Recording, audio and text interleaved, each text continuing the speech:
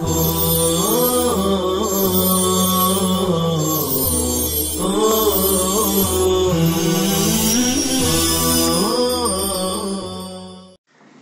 لله رب العالمين والصلاة والسلام على سيد الأنبياء والمرسلين سيدنا محمد وآله وصحبه أجمعين۔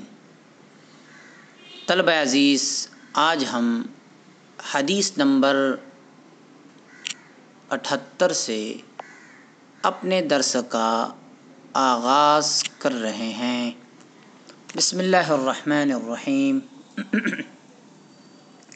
وعن جابر رضی اللہ تعالی عنہ قال قال رسول اللہ صلی اللہ علیہ وسلم مثلی ومثلکم کمثل رجل اوقد نارا۔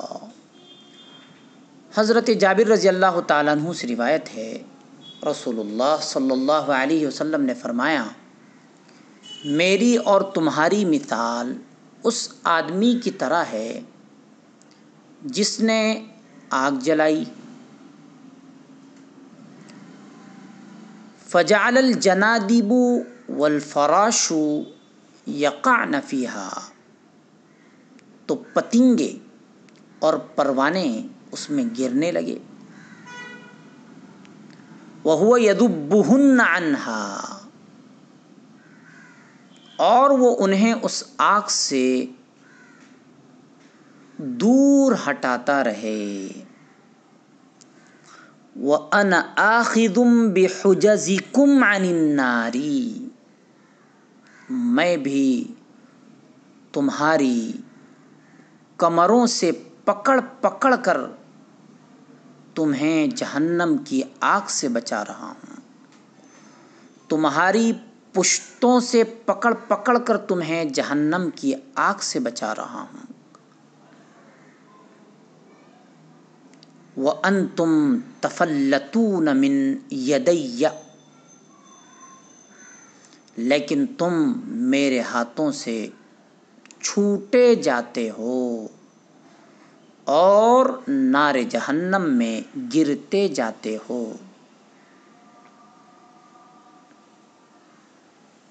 اس حدیث پاک میں نبی صلی اللہ علیہ وسلم کی اس غایت درجے کی شفقت اور حرص کا بیان ہے جو اپنی امت کے ایمان لانے کے بارے میں آپ کے دل میں تھی، اور اس کے ساتھ ہی لوگوں کی بدبختی کا ذکر بھی ہے کہ آپ کی مخلصانہ کوشش، شفقت اور شدید حرص کے باوجود لوگ ایمان سے محروم رہنے کی وجہ سے کثرت سے جہنم کا ایندھن بنیں گے۔ جس طرح پروانے کود کود کر آگ میں گرتے ہیں، جیسا کہ قرآن کریم نے کہا ہے،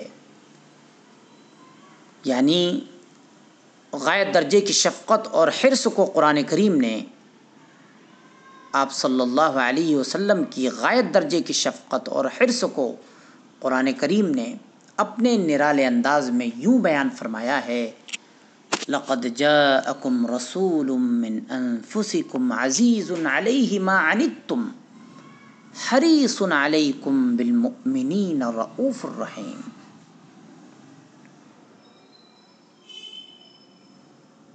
کہیں قرآن کریم آپ کو تسلی دے رہا ہے، لَعَلَّكَ بَاخِعٌ نَفْسَكَ،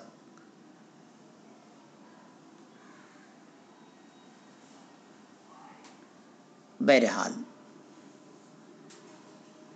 حدیث پاک کی مزید تشریح یوں ہے کہ یہ آگ لذات و خواہشات کی مقناطیسی کشش رکھنے والی حرام کاریوں، نافرمانیوں اور کبیرہ گناہوں کی آگ ہے، جس میں گرنے کے لیے نفس امارہ کے پرستار بے تاب ہیں، قابو سے باہر ہوئے جا رہے ہیں۔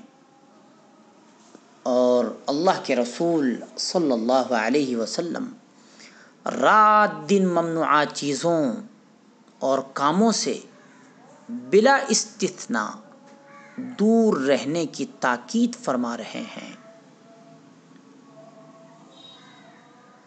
جیسا کہ اس سے پہلے بھی حدیث پاک بیان کی گئی ان اعداء عدوی نفسک التی بین جنبیک، یعنی تمہارا سب سے بڑا دشمن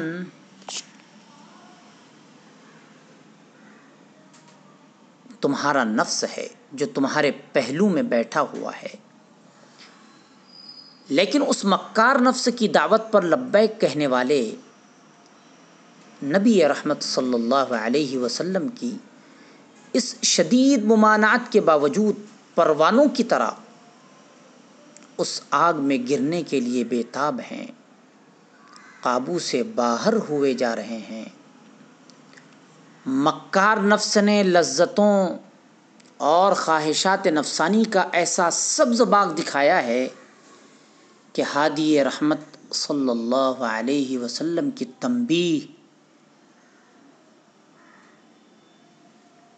جس میں کہا گیا ہے کہ آگ کو شہوات سے ڈھانپ دیا گیا ہے کے باوجود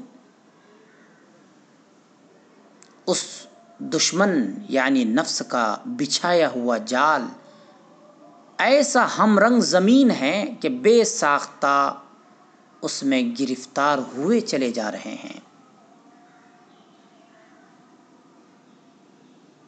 بجز ان پاک باز نیکوکار اہل ایمان کے جنہوں نے اللہ تعالیٰ کی رحمت سے اللہ کے رسول صلی اللہ علیہ وسلم کی تعلیمات پر عمل کرنے کی سعادت حاصل کر لی ہے۔ اللہ تعالیٰ حضرت یوسف علیہ السلام کی زبان سے فرماتے ہیں ان النفس لامارۃ بالسوء الا ما رحم ربی،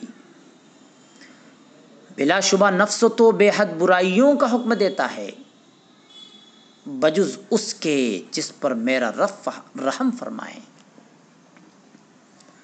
ایسے پاکیزہ لوگوں کے نفوس مطمئنہ کے زمرے میں آ جاتے ہیں اور اللہ تعالیٰ ان کو خطاب فرماتے ہیں اور بشارت دیتے ہیں یا ایتھا النفس المطمئنہ ارجعی الی ربک راضیۃ مرضیہ فادخلی فی عبادی وادخلی جنتی۔ اے مطمئن نفس، تو اپنے رب کی جانب لوٹ آ، تو اپنے رب سے راضی، تیرا رب تجھ سے راضی، بس تو میرے بندوں میں شامل ہو جا اور میری جنت میں داخل ہو جا۔ یہ اطمینان کا مرتبہ کیسے حاصل ہوتا ہے؟ انسان کا نفس مطمئنہ کب بنتا ہے؟ فرمایا جا رہا ہے اور اللہ تعالیٰ خود ہی اس کے حصول کا ذریعہ بتلاتے ہیں کہ انسان کے نفس کو اطمینان کا مرتبہ کیسے حاصل ہو۔ ارشاد خداوندی ہے الا بذکر اللہ تطمئن القلوب، سن لو اللہ کے ذکر سے ہی دل مطمئن ہوتے ہیں۔ اللہ کے رسول صلی اللہ علیہ وسلم فرماتے ہیں افضل الذکر لا الہ الا اللہ، سب سے افضل ذکر لا الہ الا اللہ ہے۔ اللہ تعالی ہم سب کو ذکر کی توفیق دے اور قلوب مطمئنہ عطا فرمائیں۔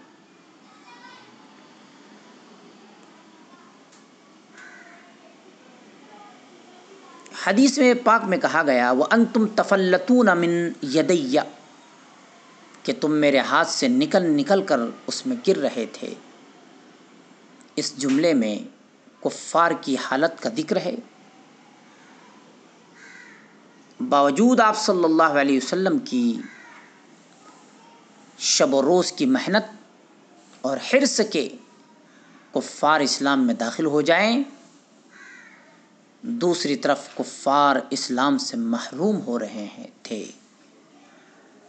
اسلام سے محروم ہو رہے تھے، اور جس طرح آگ میں پروانے گرتے ہیں اسی طرح یہ کفار جہنم کا ایندھن بن رہے تھے۔